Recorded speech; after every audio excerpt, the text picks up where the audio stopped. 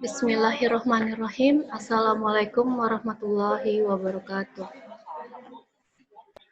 Selamat pagi dan salam sejahtera untuk kita semuanya.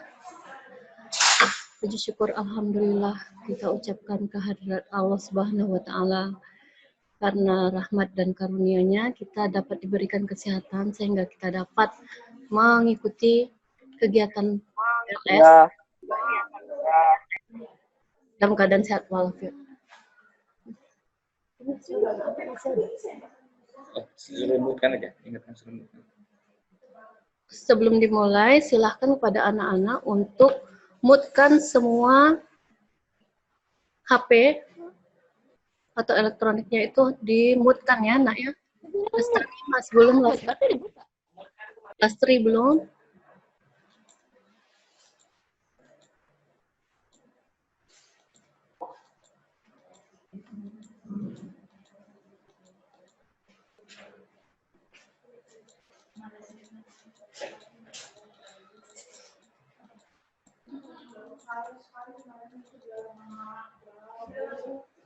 Ada aplikasi Zoom.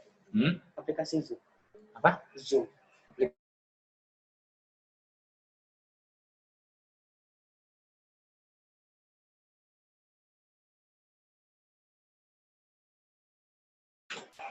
Terima kasih, kita lanjutkan.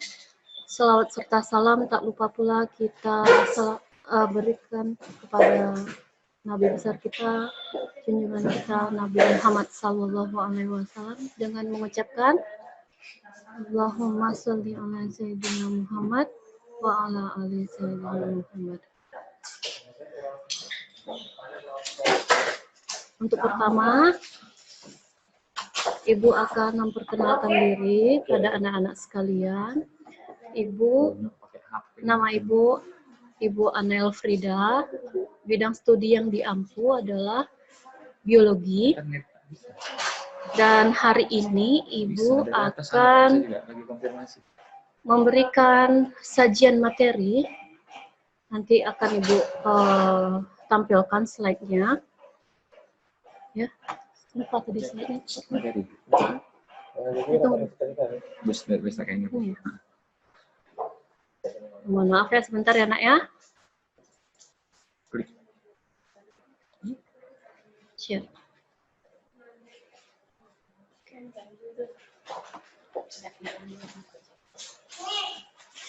Oke, mohon perhatian pada anak-anak sekalian untuk berkonsentrasi.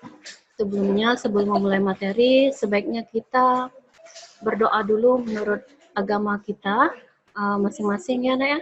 Kita mulai berdoa sekarang. Berdoa dimulai.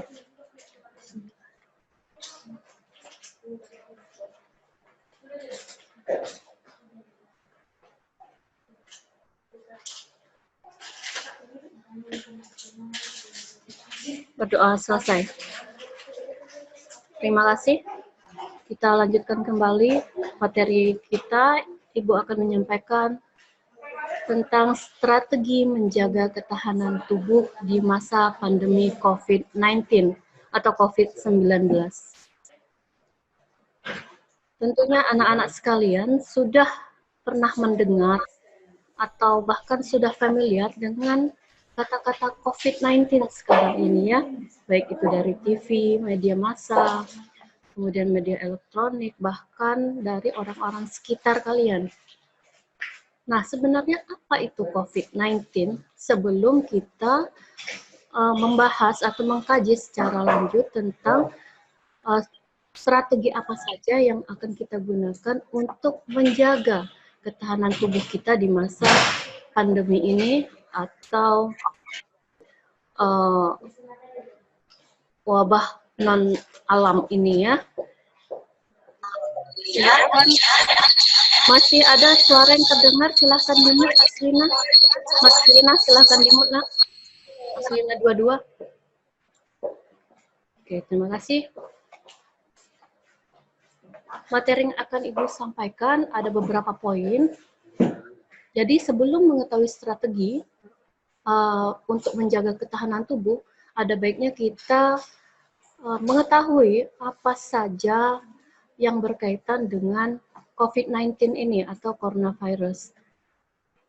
Ada 10 poin yang akan Ibu jabarkan, mulai dari apa itu coronavirus, kemudian apa itu COVID-19, apakah sama antara COVID-19 dengan coronavirus ini.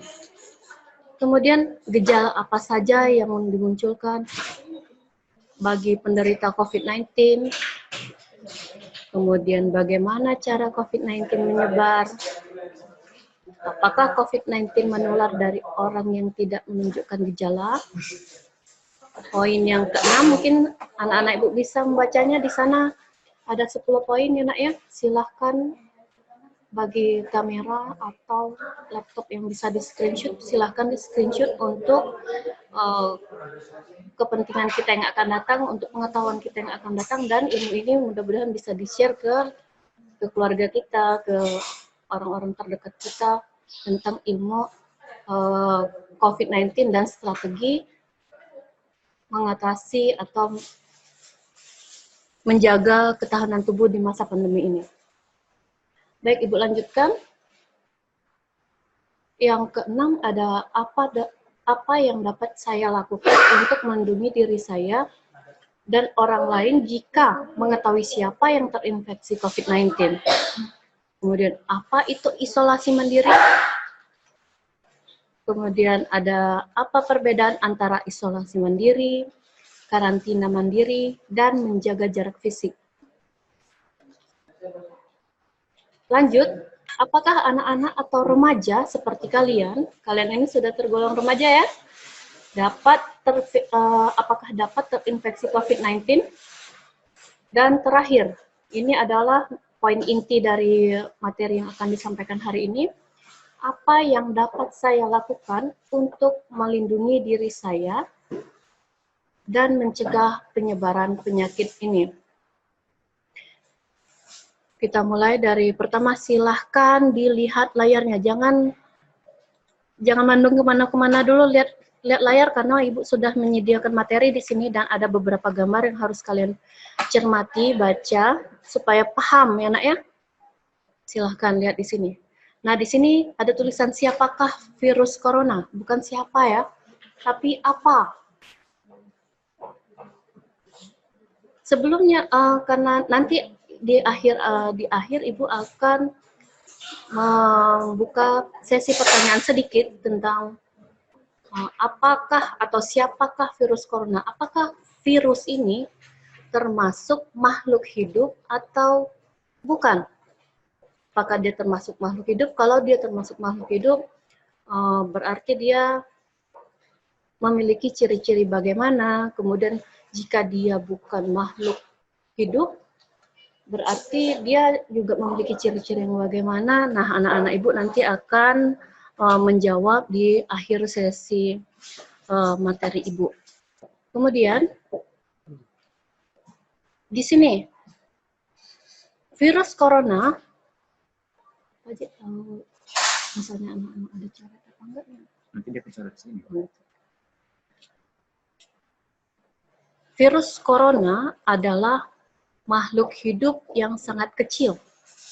Di sini ada tulisan makhluk hidup atau tidak, nanti akan Ibu jelaskan setelah sesi materi. Kemudian si virus ini dapat dilihat dengan menggunakan mikroskop. Artinya mikroorganisme yang sangat kecil sekali. Makhluk ini adalah makhluk mikroorganisme, makhluk yang sangat kecil sekali dan hanya bisa dilihat dengan menggunakan mikroskop. Tidak bisa dilihat dengan kasat mata, tidak bisa dilihat dengan menggunakan kacamata saja, tapi dengan menggunakan mikroskop tentunya. Dilanjutkan dengan di mana virus corona tersembunyi. Nah, virus corona ini rupanya dia bersembunyi. Ya, adanya di mana? Nah, di sini ada gambar telapak tangan. Telapak tangan anak-anak sekalian. Kemudian nih pada saat ada batuk, kemudian ada di permukaan benda, permukaan benda-benda di sekitar rumah kita, umumnya misalnya di furniture ya, tempat kalian duduk sekarang, meja yang kalian pegang, bahkan di HP, misalnya kalian menggunakan HP sekarang, itu juga rentan terkontaminasi virus corona ini. Apalagi jika HP kalian tidak dibersihkan secara berkala. Bahkan ada layar HP yang sampai berminyak.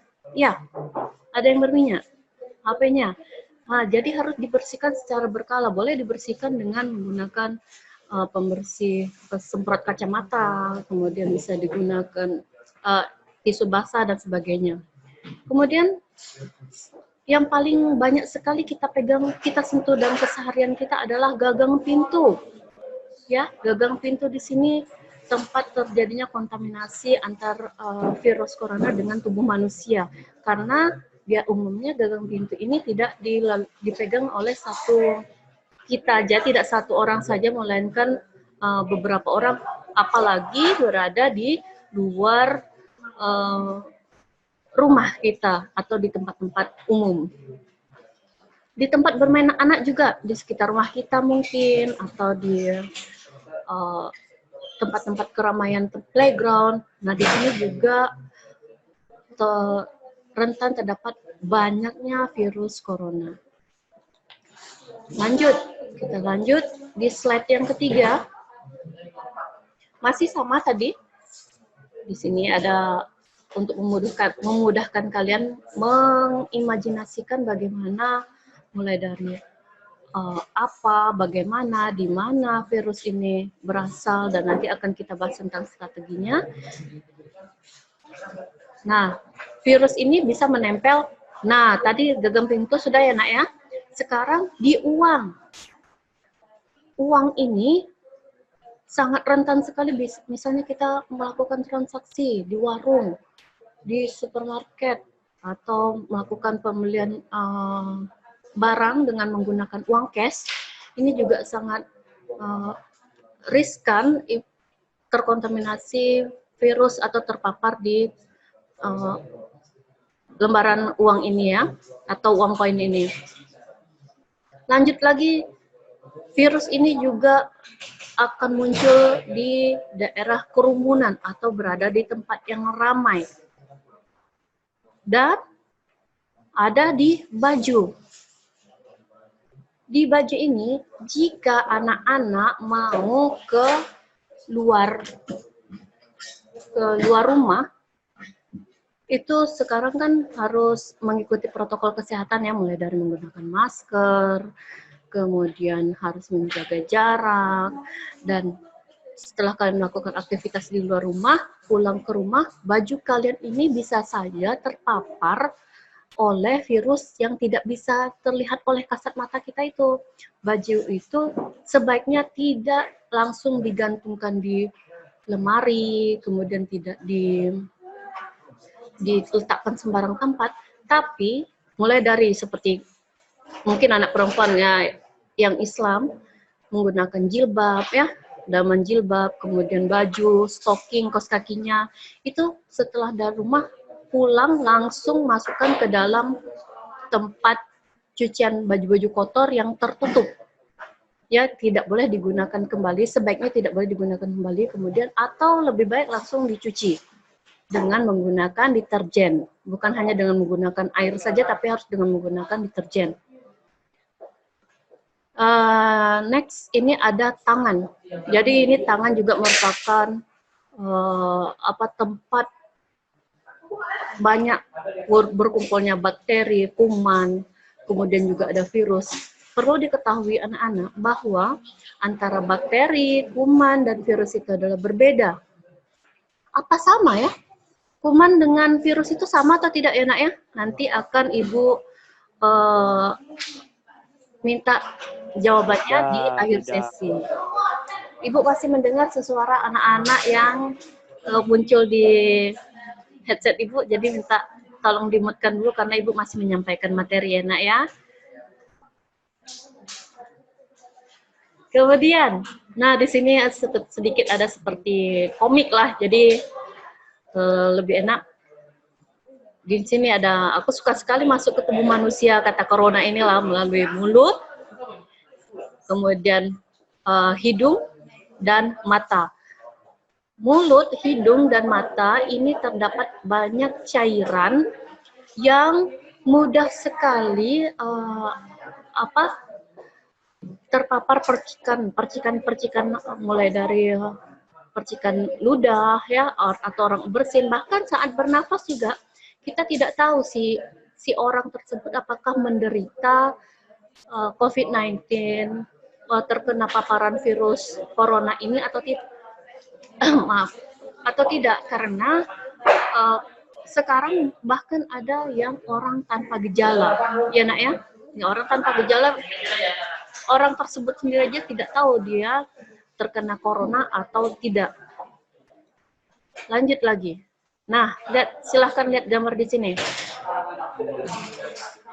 Beginilah cara coronavirus ini memulai perjalanannya. Mulainya dari mulut, mukosa mulut, kemudian ada dari hidung, tadi ada dari mata juga ya, tapi lebih rentan kepada mulut dan hidung, makanya nanti kita akan menggunakan masker. Bagaimana cara menggunakan masker yang baik dan benar? Tidak hanya sekedar menyantolkan masker di muka. Kemudian lagi, sebentar ya.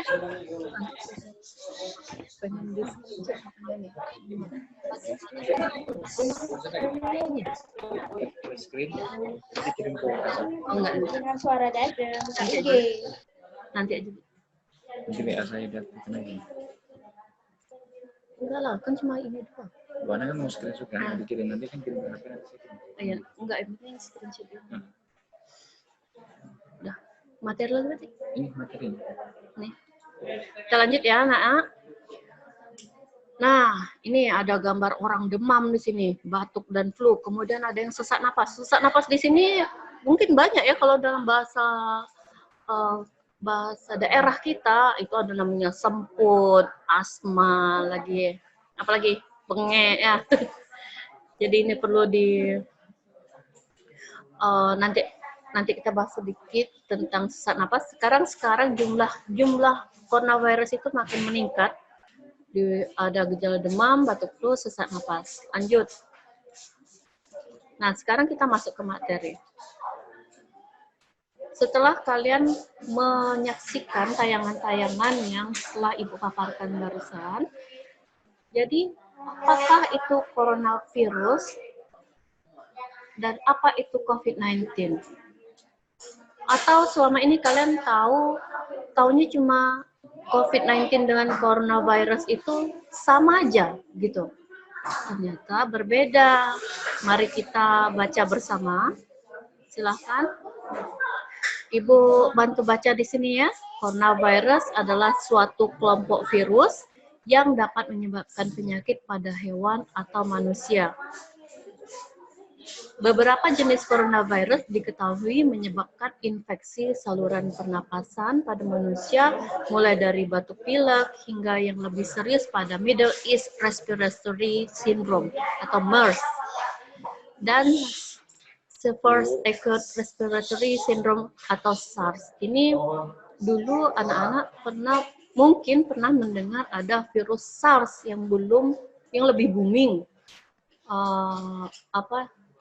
sebelumnya, dan sekarang COVID-19.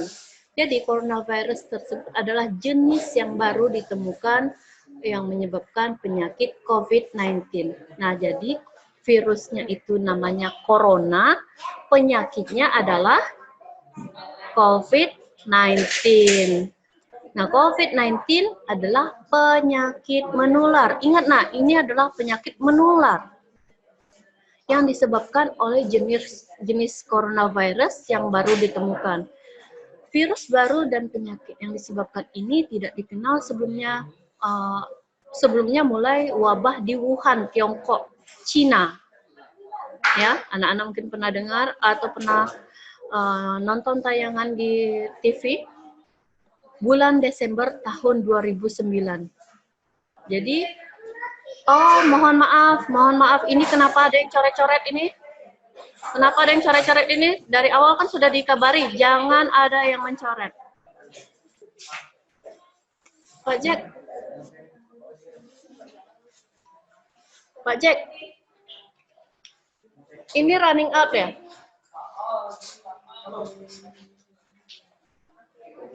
Running out.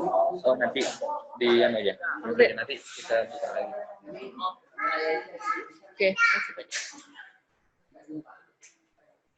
Oke, jadi COVID-19 ini ditemukan tahun 2019, makanya disebut dengan COVID-19. Kepanjangannya adalah Coronavirus Disease 19. Kita lanjut ya.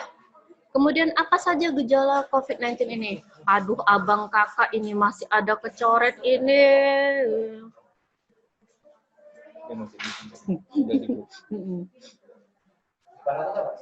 Apa saja gejala COVID-19 ya?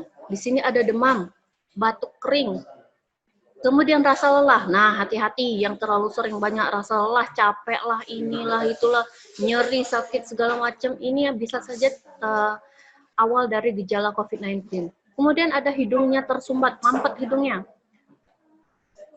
Sakit kepala, sakit tenggorokan, susah nelan, kemudian ada diare dan ruam pada kulit. Ya, kita lanjutkan kembali. Bagaimana cara COVID-19 menyebar? Tadi dari beberapa slide sudah disampaikan bagaimana cara penyebaran COVID-19. Di sini menyebarnya terutama dari orang melalui percikan-percikan dari hidung atau mulut yang keluar saat terinfeksi COVID-19. Batuk, bersin, atau berbicara. Jadi, bukan hanya batuk dan bersin saja yang dapat menularkan COVID-19, tapi juga berbicara ini juga bisa menularkan, apalagi dengan jarak yang dekat dan tidak dilindungi oleh masker. Percikan-percikan ini relatif berat, misalnya lebih air liurnya ini lebih relatif besar gitu ya, berat perjalanannya. Abang matikan dulu. Kemudian perjalanannya ini tidak jauh dan jatuh ke tanah dengan cepat. Next, orang yang dapat terinfeksi COVID-19 jika menghirup percikan orang yang terinfeksi virus ini, maka akan menyebabkan penularan virus COVID. Kemudian, apakah COVID-19 dapat menular dari orang yang tidak menunjukkan gejala? Jadi, misalnya orang tersebut dia tidak tahu apakah dia sudah tertular COVID-19 atau tidak. Dalam bahasanya itu orang tanpa gejala, OTG. Dia sama seperti tadi, menyebarnya melalui percikan saluran pernapasan, batuk pilek, kemudian ada gejala lain yang telah Ibu sampaikan. Kemudian banyak dari orang yang terinfeksi COVID-19 hanya mengalami gejala ringan, terutama pada tahap-tahap awal. Jadi jangan sepelekan ada gejala, misalnya kalian sudah mengetahui ada gejala-gejala yang sudah disebutkan tadi, disebutkan barusan ini, kalian harusnya langsung boleh bertanya kepada dokter atau kepada pihak yang terkait. Kita lanjut ya. Kemudian apa yang dapat saya lakukan untuk melindungi diri saya dan orang lain, misalnya keluarga kita, orang tua kita, adik-adik kakak kita. Ini jika tidak mengetahui siapa yang terinfeksi COVID. Oh, ini tadi ya. Mempraktikkan kebersihan tangan dan pernapasan setiap saat sangatlah penting.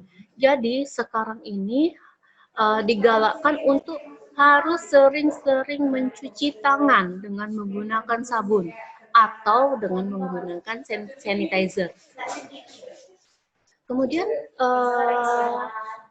cara yang apabila memungkinkan, jaga jarak. Jadi selain menjaga kebersihan, mencuci tangan, menggunakan hand sanitizer sebelum memegang barang atau setelah memegang barang ya.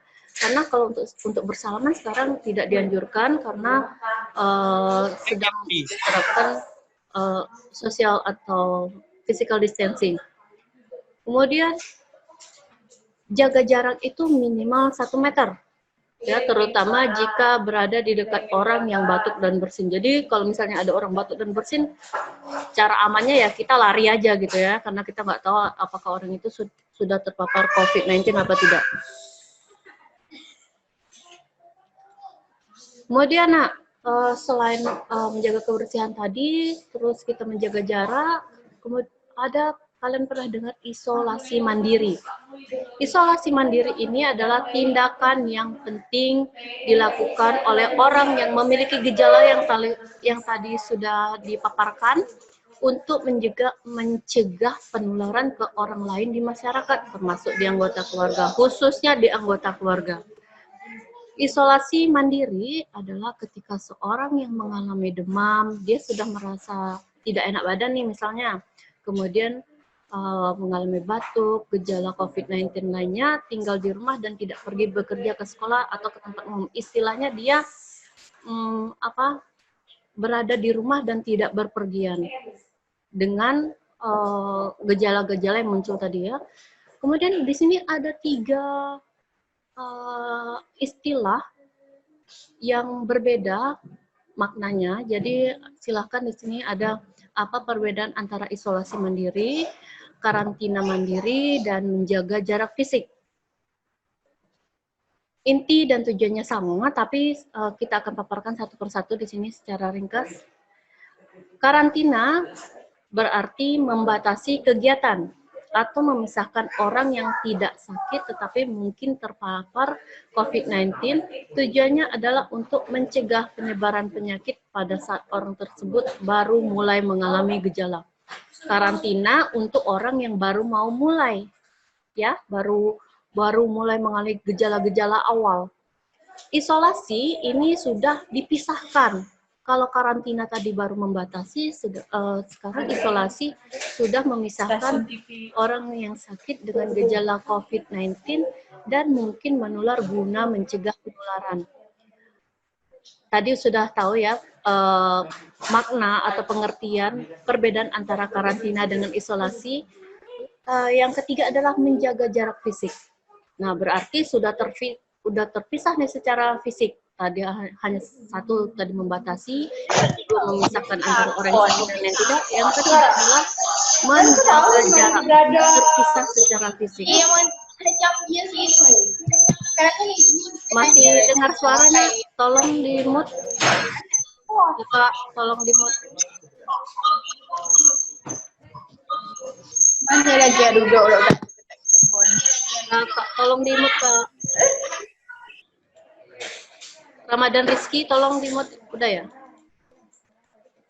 Oke, terima kasih. Kita lanjutkan. WHO. Tadi WHO. Apa? Nah, berarti ada 3 pertanyaan ya. Apa itu? Apakah virus termasuk makhluk hidup? Yang pertama. Yang kedua, apa perbedaan antara bakteri, kuman, dan virus? Dan yang ketiga itu apa pengertian dari WHO? Apakah kalian pernah dengar? Apa kerja dari WHO ini? Atau WHO ini atau kalian WHO ya, bukan WHO ya, tapi ini adalah organisasi atau organisasi dunia yang bekerja pada bidang apa, nanti silahkan kalian cari tahu. WHO merekomendasikan untuk menjaga jarak setidaknya 1 meter dari orang lain. Jarak ini merupakan ukuran umum tentang berapa jauh semua orang harus menjaga jarak yang diketahui terpapar COVID-19 atau tidak. Kita next. Apakah anak-anak atau remaja dapat terinfeksi COVID-19? Anak-anak atau remaja, penelitian ini menunjukkan bahwa anak dan remaja ini memiliki resiko terinfeksi juga, menularkan ke orang lain, ya, sama seperti kelompok usia, misalnya di atas 50 tahun, ibu hamil, kemudian ibu menyusui, manula, dan sebagainya. Jadi anak-anak dan remaja juga rentan, bisa saja terkena COVID-19 ini ya. Kemudian ada panduan-panduannya, nak. Ya, ada panduan-panduannya tentang karantina, tadi ada isolasi mandiri. Jika ada kemungkinan bahwa mereka telah terpapar akan menunjukkan gejala, sangat penting bagi anak-anak untuk di sini untuk menghindari kontak dengan orang lain, ya maksudnya di sini orang lain yang beresiko memiliki penyakit serius. Jadi